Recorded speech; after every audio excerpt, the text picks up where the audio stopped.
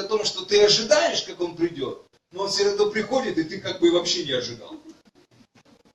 То есть твои ожидания вроде как и не ожидания. Вы понимаете? Бог удивительный, и Он любит удивлять.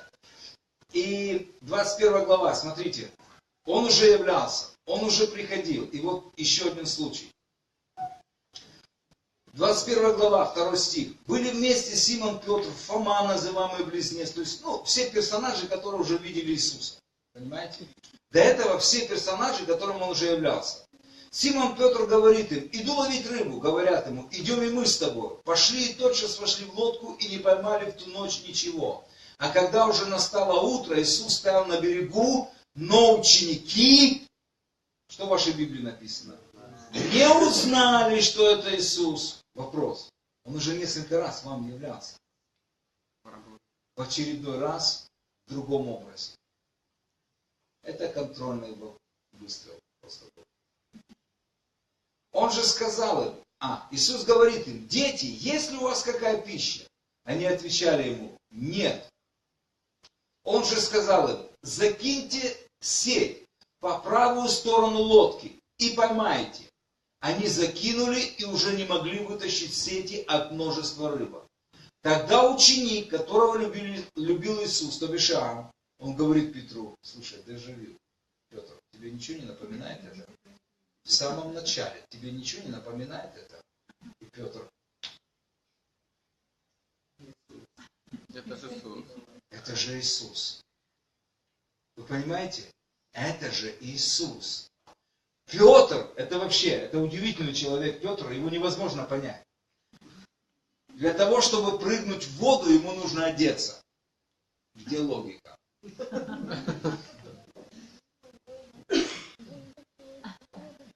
Такая жажда просто. Ему нужно было проплыть 100-метровку.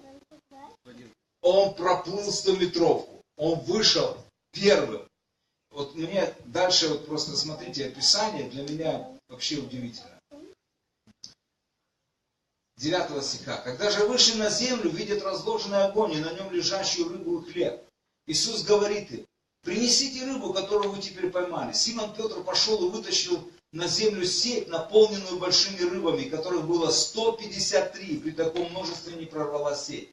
Кульминация. Иисус говорит им: придите, обедайте. Вот смотрите, вообще, из учеников же никто не смел спросить его: кто ты? Зная, что это Иисус. Как вам вообще такой расклад? То есть, все понимают, что ничего подобного мы не видели, хотя Иисуса уже воскресшего видели. Точно знаем, что это Иисус. Но кто ты? Вы понимаете? Иисус был в другом образе. В другом образе. Друзья, и напоследок. Первое послание к Коринфянам. 11 глава. Первое послание к Коринфянам. 11 глава. 11 сказал? Нет, неправда. А может быть 11, я не знаю. Да что ж. Так, где у вас слово знание? Вот уже пророческое идет. 12. 12. 12. Вы когда-нибудь вообще, размышляли над этим или нет? 4, 5, 6 стих. Дары различны, но Дух один и тот же. И служения различны, а Господь один и тот же. И действия, скажите, действия. Действия. Они могут быть различны, а Бог один и тот же. Внимание. Смотрите, друзья. Библия дает нам описание даров Духа Святого. Дары различны, но Библия дает описание всех этих даров.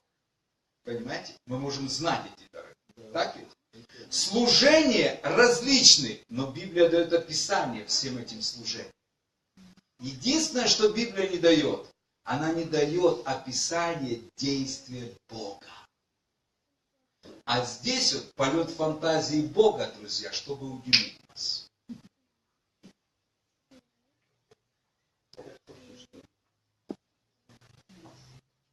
Вы понимаете?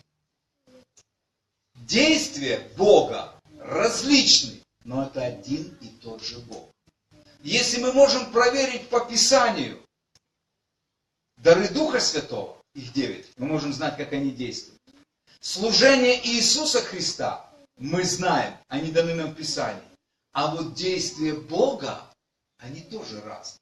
Единственное, что мне приходит на память, это Деяние 2 глава, когда написано: «Излию от Духа Моего на всякую плоть, и будут пророчествовать сыны ваши, дочери ваши, и юноши». В общем, вы поняли, да, старцы. Но там написано: «И покажу знамения, чудеса». Как там? Чудеса и знамения вверху. Нет. Ладно. Я думал, ладно, прочитаем так, как есть. Хорошо? Написано: «И покажу чудеса на небе вверху и знамения, знаки тоже, на земле внизу». И вот здесь вот, друзья, это действие Бога. Знамения могут быть разные на земле. Вы понимаете? Я не знаю, какие вы видели знамения. На сегодняшний момент есть очень много скептиков, но я лично свидетель того, что я видел. Обычно, я не говорю сейчас о чудесах исцеления. Я говорю о сверхъестественных знамениях. Я видел, как елей появляется на руках. Просто елей. Я видел, как золотая и серебряная и рубиновая пыль покрывает обильно людей. Это я видел своими глазами. Я видел, как из ниоткуда, из воздуха просто падают и материализуются камни, полудрагоценные, драгоценные, они просто сыпятся. Это то, что я видел. Я видел, как золотые пломбы появляются. И люди говорят просто: зачем? Скептики вот просто говорят: зачем Богу это? Лучше бы он исцелил кого-то. И люди говорят: я не верю в это. Это ваше дело. Я тоже не особый, знаете, человек эмоционально впечатлительный этими вещами. Мне это не надо. Но я видел это своими глазами. Это не подстава, это не подделка. У меня 5 камней таких вот дома лежит просто. Просто лежит. Полудрагоценные и драгоценные. Есть стеклянные, просто стеклянные. Но сам вопрос, они появляются. Для кого-то, скептики, не надо. Друзья, а для кого-то Бог есть. Если вам это не надо, не уничижайте тех, кому это надо и ради кого Бог это делает. Я принимаю это как знамение и действие Бога, какое Он вправе делать так, как Он хочет. Каждый раз, когда я был на таких служениях, проповедовалось чистейшей воды Евангелия Иисуса Христа. Это не просто манипуляция, фокус. Я видел это. Я свидетель этого. И я знаю, что есть намного больше вообще вещей, почему Бог это делает. Когда вы читаете, просто знаете, есть разные моменты, там, если вы читаете Сидр Рота, есть такое вот о сверхъестественном, вообще там перемещение в пространстве, то есть люди с одного континента в другой перемещаются, для того, чтобы засвидетельствовать, попроповедовать и потом возвращаются снова. Бог делает это. Бог делает это. Есть знамения. И я думаю, какие знамения могут быть еще? Я не знаю. Действия Бога могут быть различны. Мне это лично, для моей веры. Мне не надо это. Но я точно знаю, что кому-то это надо. Вы понимаете, что... Вы Фому вообще помните? Очень часто его называют неверующим. Можно такую грань просто как бы высветить за Фому? Ну, за него, как бы бросить за него. Фома, знаете, возможно, он не поверил, его не было тогда, когда Иисус пришел, и он кушал со своими учениками. Когда ему сказали, Господь-то воскрес, мы кушали вместе с ним. Помните, что Фома сказал? Говорит, не поверю, пока не увижу. На самом деле для меня это, знаете что? Говорит, послушайте, мне нужна реальность. Мне нужна реальность. Я хочу попробовать, я хочу пощупать. Вот для некоторых людей Господь оставляет эту реальность. Даже в Евангелии Иоанна Иисус, помните, исцелил сына царедворца. Он говорит, помолись за моего сына. Он говорит, послушайте, вы не уверуете, пока не увидите знамения или чудес.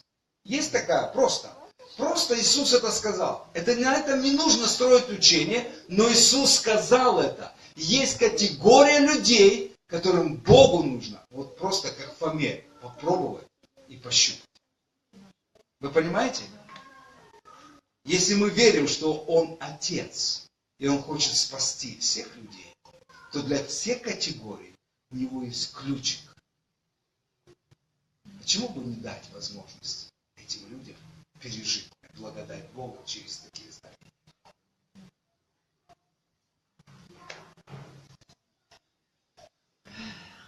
Аллилуйя. Аминь. Друзья, Бог по-прежнему сверхъестественный. Он необъясним. Есть целый фильм неописуемый. Вы понимаете? Поэтому есть вещи, которые мы должны жаждать, хотеть, молиться, быть гибкими, знать Его на основании Его Духа и Его Слова. Аминь. Аминь. Давайте встанем на наши ноги. Аллилуйя. Я просто почувствовал, что мне нужно высвободить это сейчас. Высвободить. Подготовить то, что будет завтра происходить. Потому что мы хотим расширить меха. Для того, чтобы расширить какие-то вещи. Представление, что Бог может прийти невероятно в вашу жизнь. Невероятной силе, невероятной славе. Ведь это и есть Библия. Люди сегодня ходят на небеса. Люди видят ангелов. Слушайте, христианская жизнь, она удивительна. Бог хочет, по крайней мере, чтобы вся Его церковь, все Его тело могла переживать Его отцовские объятия, Его отцовскую любовь.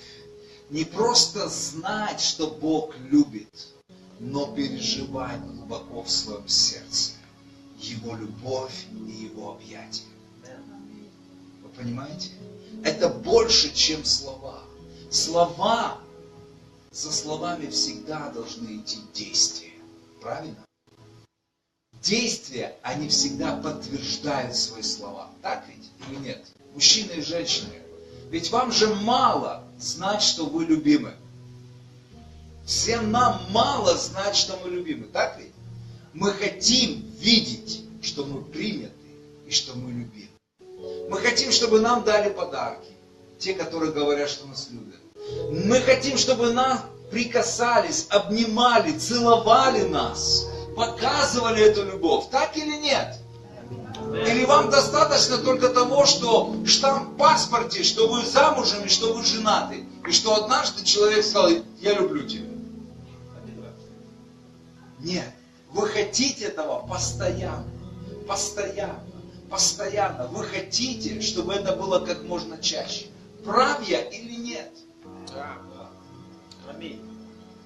И вот Отец Небесный, ваш Отец, Он хочет, чтобы мы, вы, я, мы не только знали, что Он любит нас, а чтобы мы глубоко в своем сердце и в своем теле даже могли пережить Его прикосновение любви. Аминь. Аминь. Это не значит, что нам нужны только какие-то ощущения. Нет. Мы строим нашу веру не на ощущениях. Мы строим нашу веру на том, что говорит Бог. Но Бог по своей милости и благодати готов давать нам и ощущения своего присутствия. Аминь. Аллилуйя. Если я верю, что придет время, я буду говорить о Божьей славе, о разных уровнях славы. И очень важно, чтобы мы поняли, Бог хочет, чтобы мы переживали славу. Аллилуйя. Отец, я благодарю Тебя за это время. Я благодарю Тебя за этих драгоценных людей на этом месте. Они особенные. Они не случайные. Ты выбрал их сегодня быть здесь. Ты выбрал их быть здесь. Господь, и я прошу Тебя, чтобы Ты могущественно благословил каждого из них. Отец, чтобы Ты расширил их пределы внутри и снаружи. Господь, чтобы Ты поместил силу Твоей любви, силу Твоей благодати больше и больше и больше в жизнь каждого из них. Отец, мы хотим переживать Тебя. Мы хотим знать Тебя, мы хотим переживать Тебя больше. Господь, мы хотим видеть больше чудес и знамений. Мы хотим засвидетельствовать этому миру, что мы Твои дети, Господь, что мы избраны Тобою, что мы сотворены для Твоей славы. Мы для Тебя, Господь. Мы хотим показать этому миру Твою любовь, Твою силу, Твое могущество.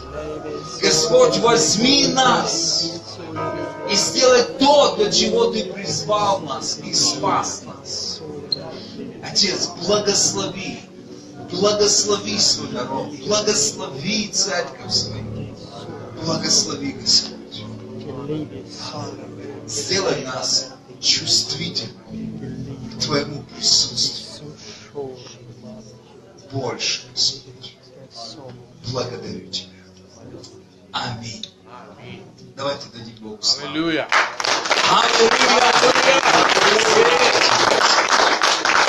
Аминь. Аминь.